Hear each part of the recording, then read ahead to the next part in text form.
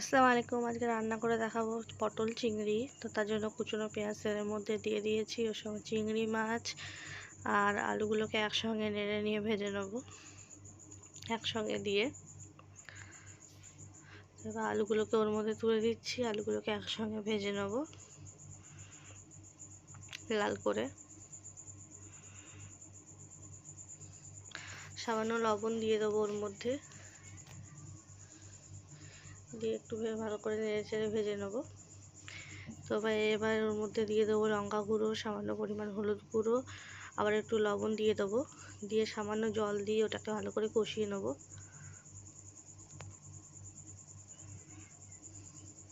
ভালো করে কষানো হয়ে গেলে ওর মধ্যে পটলগুলোকে দিয়ে দেবো, কেটে রাখা পটলগুলো দিয়ে আবারও ভালো করে কষিয়ে নেব, দিয়ে জল শুকিয়ে গেলে নামিয়ে নেব।